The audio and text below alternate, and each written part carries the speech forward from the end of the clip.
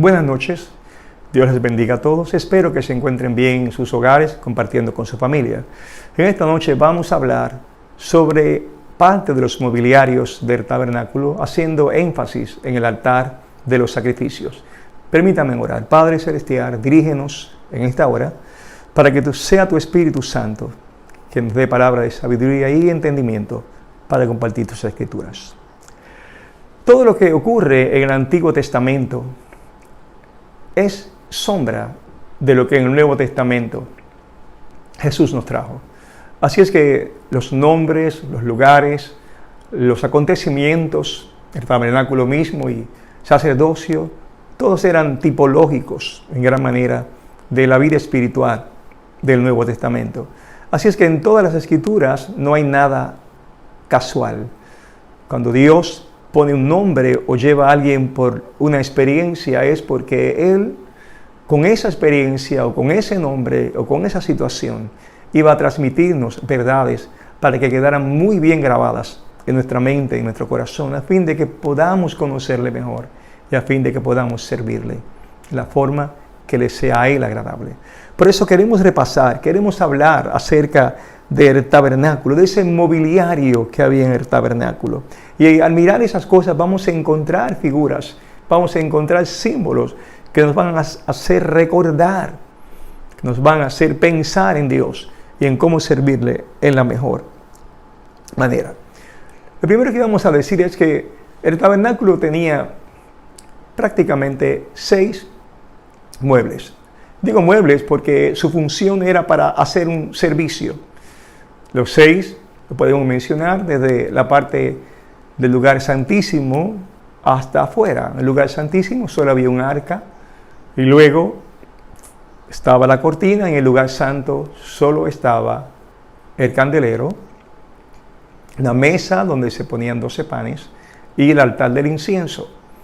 Y antes de entrar al lugar santo, afuera, donde ministraban los sacerdotes todos los días, estaba el altar del sacrificio, del cual hablaremos con más detalle más adelante, y entre medio del altar del sacrificio y antes de entrar al lugar santo se encontraba una especie de vasija grande, o le llamaban fuente de bronce llena de agua, para que los sacerdotes se lavaran las manos y los pies antes de entrar a ministrar, a servir, cambiando los panes de la proposición o ofreciendo incienso o perfume en el lugar santo.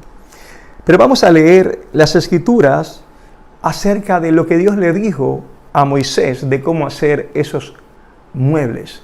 Y es importante desde el principio que entendamos que la relación de Dios con Moisés y con todos nosotros es una relación de obediencia. Por tanto, todo lo que hizo Moisés fue obedecer los planes, los diseños que Dios le reveló. Esto es, no salió del corazón de Moisés. Los diseños que ahora hablaremos no salió del corazón de Moisés, ni siquiera los materiales con que él habría de construir o las medidas con las cuales él habría de hacer los muebles. Todo provino de parte del Dios Todopoderoso. Todo, absolutamente todo, cada detalle le fue mostrado a Moisés.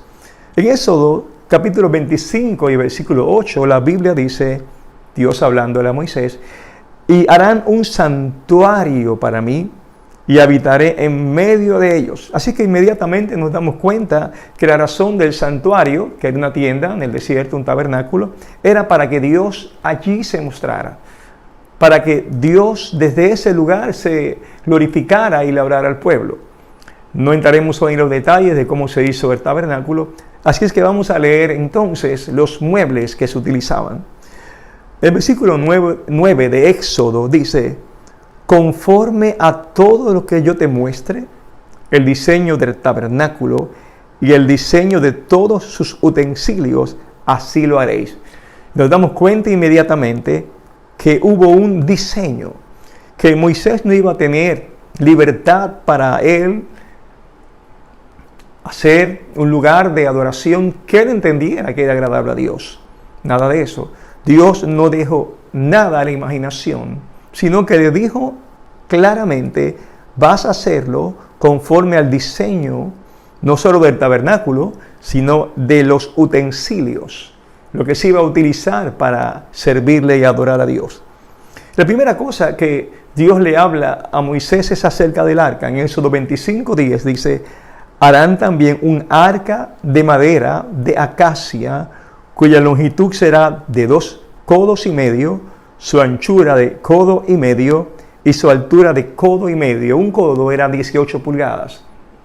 Así es que le da las longitudes, pero también es importante, es un arca, es un cuadro de 2 codos y medio y su anchura de codo y medio, más bien un rectángulo. Pero noten bien de qué iba a ser hecho este mueble. Dice que arca de madera de acacia.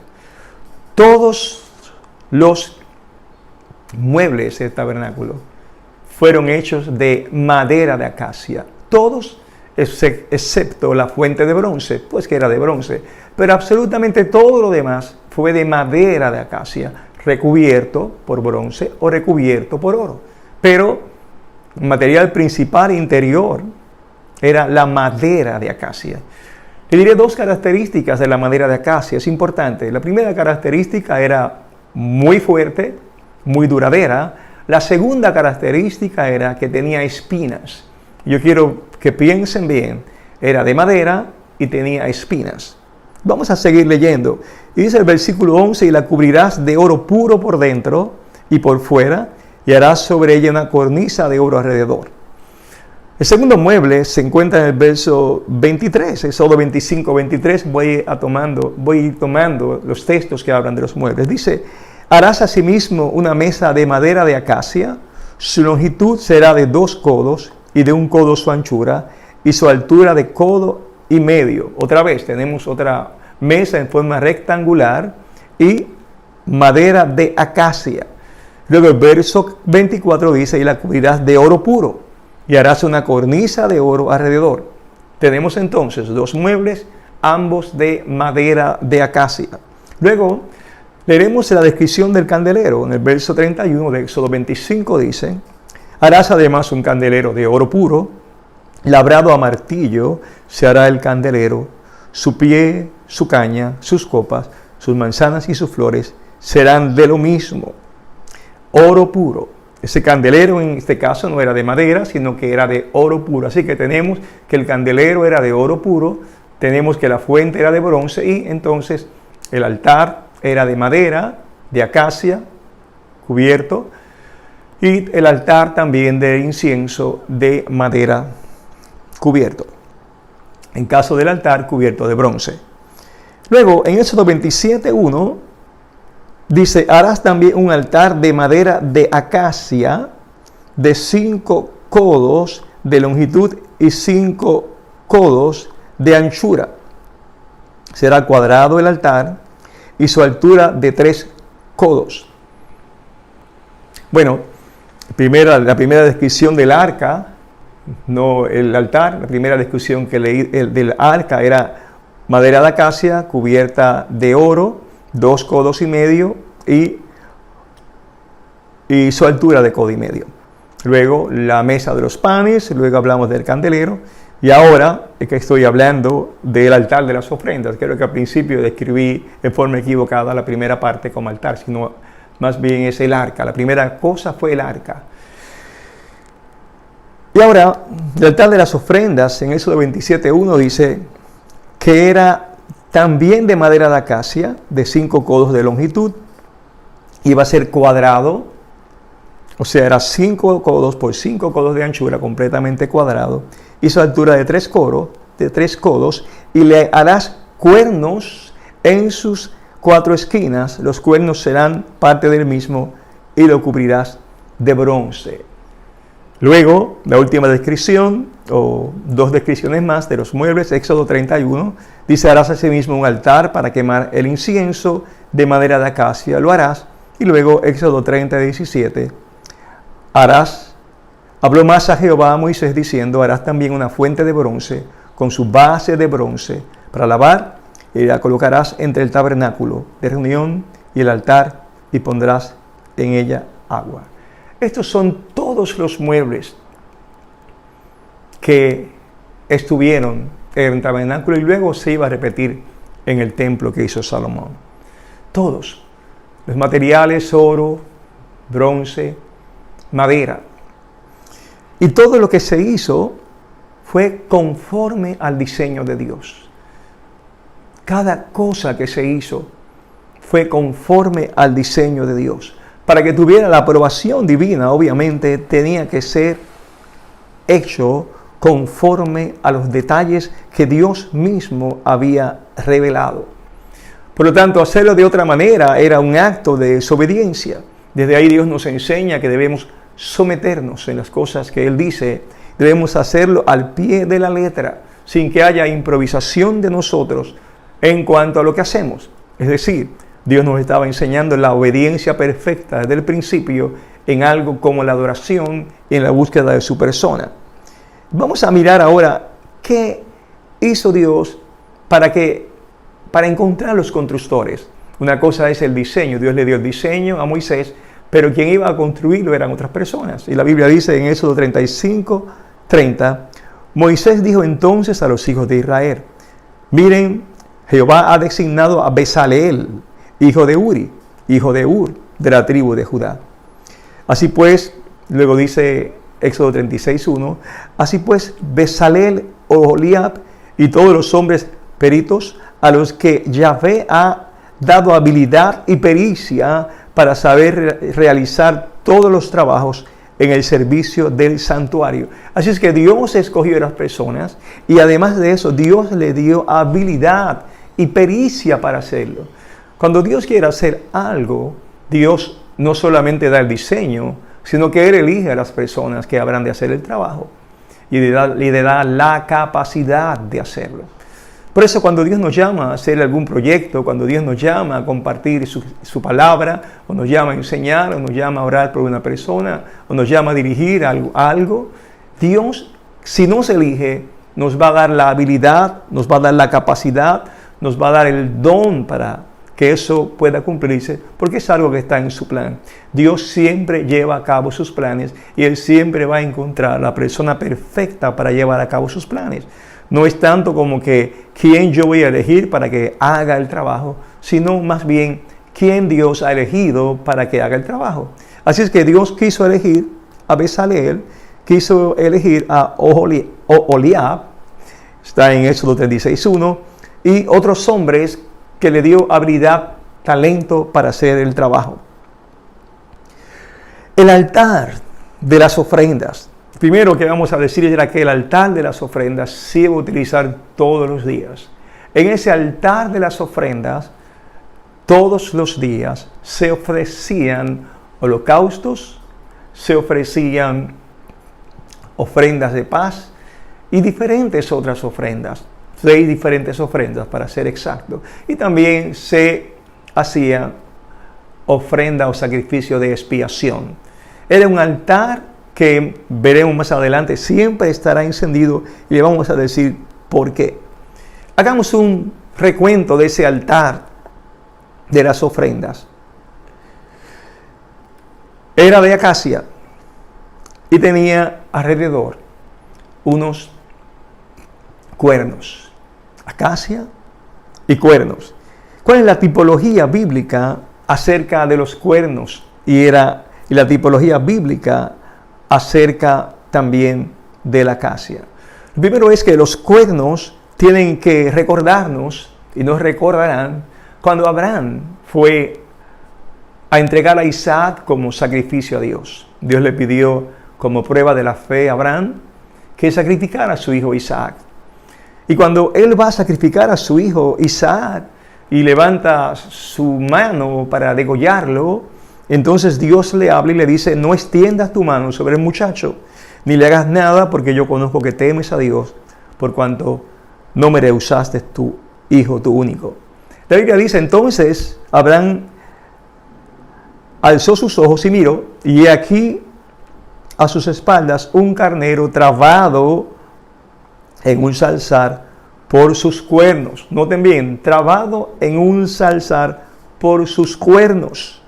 Y fue Abraham y tomó el carnero y lo ofreció en holocausto en lugar de su hijo. Esos cuernos que estaban en el altar del holocausto, esos cuernos que todos los días veían los sacerdotes, era un recuerdo de ese cordero que enredado en los cuernos encontró Abraham en forma providencial para ofrecerlo en sacrificio.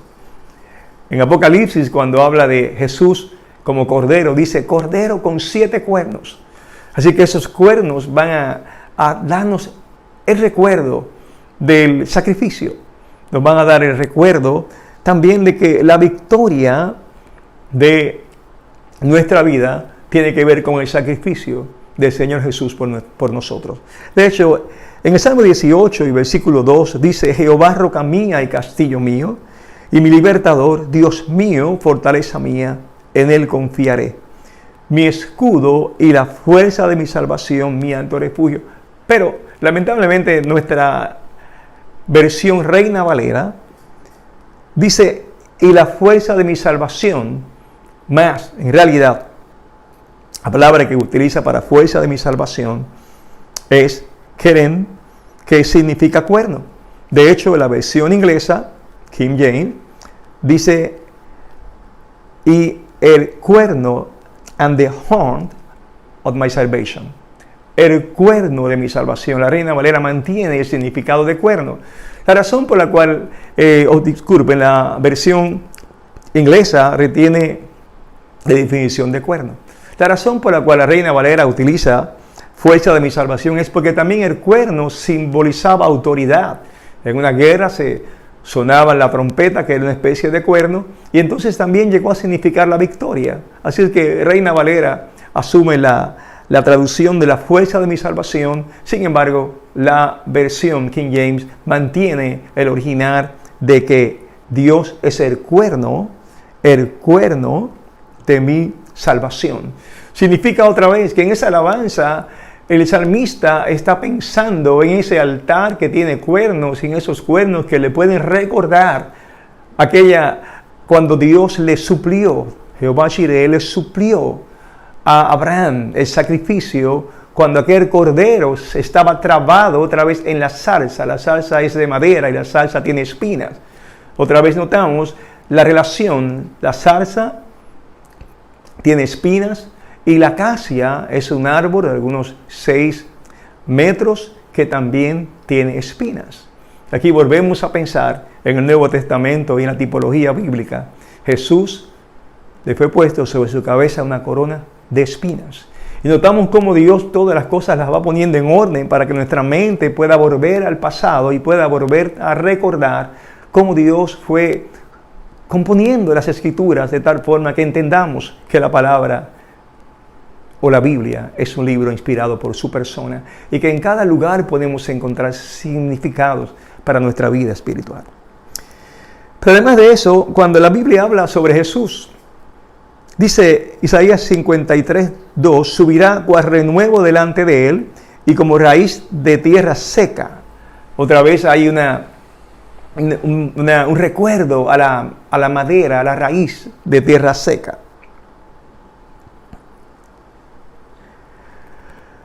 Todo eso era para recordarnos, repito, en cada sacrificio a Jesús. Ahora, para que ese altar del sacrificio fuera agradable a Dios, tienen que ocurrir 3 cosas. La primera cosa era que fuera conforme al diseño de Dios. Y la segunda cosa era que fuera consagrado a Dios. En Éxodo 29:37 dice la Biblia: por 7 días harás expiación por el altar y lo santificarás, y será un altar santísimo. Cualquiera cosa que tocare el altar será santificado. Ese mueble no solamente debía estar bien hecho conforme al diseño de Dios, sino que además tenía que ser consagrado a Dios. Esto es, para el uso exclusivo de presentar esas ofrendas a Dios. Durante 7 días, ese altar fue consagrado Durante 7 días se hacía expiación o sacrificio sobre el altar. Durante 7 días los sacerdotes lo hicieron hasta que finalmente quedó consagrado. De tal manera que al final de esos 7 días el altar Dios lo declaró como santificado. Ahora bien, ¿qué era más importante? ¿Las ofrendas o el altar? Y aquí Jesús nos habla en Mateo 23:18 diciendo: también decís, si alguno jura por el altar, no es nada, es una conversación o reprensión contra los fariseos. Pero si alguno jura por la ofrenda que está sobre él, es deudor. Jesús dijo: necios y ciegos. Porque ¿cuál es mayor, la ofrenda o el altar que santifica la ofrenda? Y aquí aprendemos que más importante que la ofrenda era el altar, porque el altar santificaba la ofrenda. Además, porque el altar fue el lugar que Dios eligió para el pueblo de Israel, naturalmente, que ellos allí ofrendaran a su persona. Volvemos a hacer énfasis, no era que lo hicieran ellos donde les pareciera bien, como en el pasado, sino que luego de que fue legislada el cómo servirles a Dios. Entonces, cada persona tenía que someterse para que fuera agradable a Dios, hacerlo como Él decía. Por lo tanto, si usted sacrificaba en otro lugar, le era desagradable a Dios. Por lo tanto, si usted lo hacía en su casa, en cualquier otro sitio, no le era agradable a Dios. Tenía que ir a Jerusalén, tenía que subir al monte de Sión, tenía que entregar al sacerdote a la puerta del sacrificio, porque así Dios lo había decretado. Era un asunto de honrar, respetar y obedecer la palabra de Dios. No creamos nosotros que porque tengamos buenas intenciones es suficiente para agradar a Dios. Nuestra vida debemos vivir de acuerdo a las Escrituras, conforme a lo que Él ha dicho, no quebrantando su palabra, porque es revelación para que tú y yo andemos en forma agradable. ¿Y qué más pasó? ¿Y qué más pasaba sobre ese altar? En el altar, la tercera cosa que era necesario era que hubiera fuego. Levítico 6:12 dice: y el fuego encendido sobre el altar no se apagará, sino que el sacerdote pondrá en él leña cada mañana y acomodará el holocausto sobre él y quemará sobre él las grosuras de los sacrificios de paz. El fuego arderá continuamente en el altar, no se apagará. Esta es la ley de la ofrenda. La ofrecerán los hijos de Aarón delante de Jehová ante el altar. Jamás se podía apagar el fuego. Dios había encendido el fuego. Más adelante en Levítico capítulo 9 y verso 24 dice: y salió fuego delante de Jehová y consumió el holocausto con las grosuras sobre el altar, y viéndole todo el pueblo alabaron y se postraron sobre sus rostros. Esto es, hermanos, cuando finalmente el altar fue preparado y todo fue puesto en orden. Si usted quiere puede leer Levítico 9:6. Entonces Moisés dijo: esto es lo que mandó Jehová, hacedlo, y la gloria de Jehová se os aparecerá.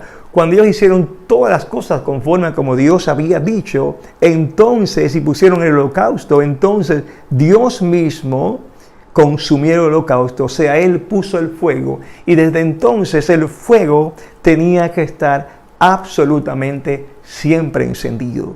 ¿Por qué ese fuego?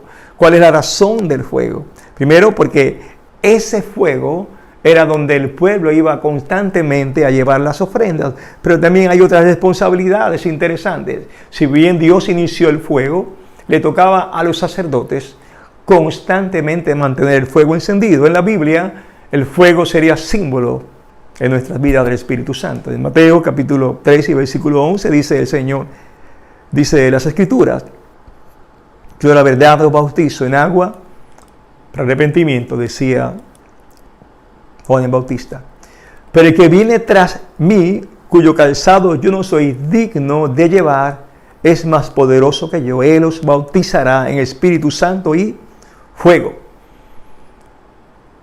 Cuando el Espíritu Santo vino a los apóstoles, vino y lenguas como de fuego se acentuaron sobre sus cabezas. Es este el texto que profetizaba ese momento. El Espíritu Santo, y luego habla de fuego. Ese fuego nos lleva al Antiguo Testamento, y ese fuego nos enseña que constantemente había un holocausto o una ofrenda para Dios. El holocausto es tipo de consagración, cuando se quemaba toda la víctima. Y obviamente el fuego era para recibir y purificar, y para que subiera la ofrenda encendida ante la presencia de Dios. De momento notamos que Dios, el que enciende con fuego el altar, es el mismo Dios que bautiza con fuego a aquellos que creen en Jesús. Y por lo tanto, al ser bautizados con fuego, de momento, ese hombre, esa persona, se convierte en portador de un fuego para él mismo presentarse ante Dios. La Escritura está clara, Romanos 12:1 dice: así que, hermanos, os ruego, por la misericordia de Dios, que presentéis vuestros cuerpos en sacrificio vivo, santo, agradable a Dios, que es vuestro culto racional. Notamos inmediatamente que nuestra vida entera ha de convertirse en un genuino sacrificio a Dios. Por eso el fuego que está en tu vida, que es el Espíritu Santo, te ayuda y te permite que tu cuerpo le sea agradable a Dios cuando se lo presentas en forma racional, dice la Escritura. Pero también la Biblia habla sobre el fuego de los dones. En en 2 de Timoteo capítulo 1 y versículo 6 dice el apóstol Pablo: por lo cual te aconsejo que avives el fuego del don de Dios que está en ti por la imposición de mis manos. Así es que el fuego del don de Dios no es otra cosa que los dones, el llamado, lo que Dios nos ha dado para que le sirvamos conforme a su voluntad. No es algo que hacemos porque nosotros queremos hacerlo, sino es simplemente porque Dios nos los da para su gloria y para su reino. Nuestra responsabilidad es mantener el fuego vivo. Aquí Timoteo tenía el fuego apagado, pero se le exhorta a que avive el fuego. Nosotros como cristianos tenemos que mantenernos aprobados a Dios. Tenemos que mantenernos en comunión, en una vida de oración, en una vida de entrega. Así pues, hermanos, podemos hacer un resumen de lo que significa ese altar para nosotros. Ese altar, como dijimos, primero significa que debemos obedecer a Dios en lo que hacemos, absolutamente. Significa que aquella madera era tipo del Señor Jesús. Aquellos cuernos son tipos de el Cordero inmolado. Que aquel fuego es tipo del Espíritu Santo que mora en ti y el cual no puedes dejar que pierda el calor que Dios ha puesto en tu vida. Es tu responsabilidad, es mi responsabilidad, mantenernos en una vida que sea de honor y gloria para Dios. Oremos. Amado Padre Celestial, gracias te damos por las enseñanzas que hay en este estudio bíblico. Te pedimos, Señor, que nosotros vivamos de acuerdo a tu palabra, que tú nos hayas hablado en nuestros corazones, de tal forma que siempre viviendo de acuerdo a las Escrituras, te podamos obedecer. Danos un corazón manso para tomar tu palabra y ponerla por obra. Te lo pido, Padre, en el nombre de Jesús. Amén y amén. Dios les bendiga, amados hermanos. Les agradecemos haber estado con nosotros en esta noche.